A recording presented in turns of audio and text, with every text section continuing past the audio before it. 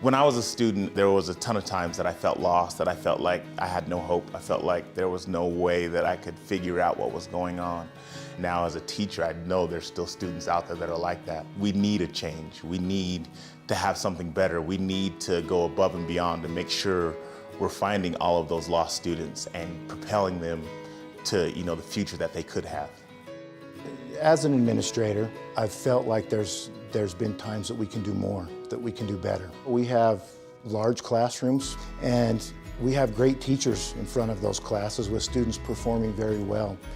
But as you go into those classrooms, you'll notice and you'll see some of those students that aren't engaged. I had a moment in my teaching where I had a student come to me and I was helping her step by step learn some of the things that she needed to understand, but the other kids weren't ready. And she said that that was the first time that that had ever happened to her before, and she had wondered why that was the exception and that wasn't the norm. I felt very frustrated that this student had to wait to learn. Hey Matthew, how are you today? Good. As I've moved from a traditional setting to a student-centered, empowered setting where students have autonomy and are able to move their own learning, I've seen the power of how students transform and change when they are given the ownership of their learning in all aspects.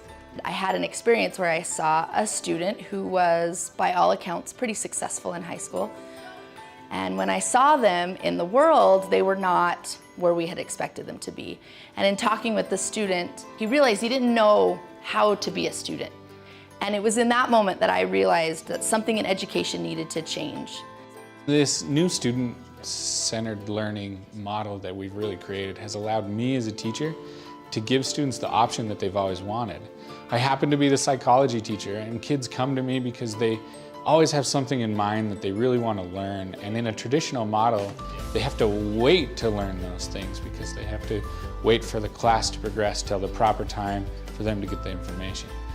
The most surprising thing that I've seen amongst our teachers is that they're in a completely new world. In a personalized, individualized setting, they have to adapt based on what their students tell them. And so every single day is a new challenge, a new experience, but they're excited about it. So it's been really, really encouraging.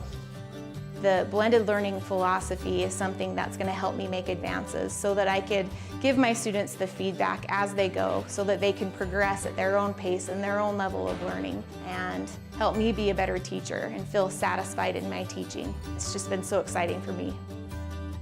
As a parent, I think student-centered learning is definitely the way to go. I think parents and students are able to see their student grow and progress more than they would in a traditional classroom. They have one-on-one time with teachers, they have interactions with peers, more so than just in a traditional classroom. As a principal, I see schools changing. I originally became an educator because I saw the power of education to really transform lives.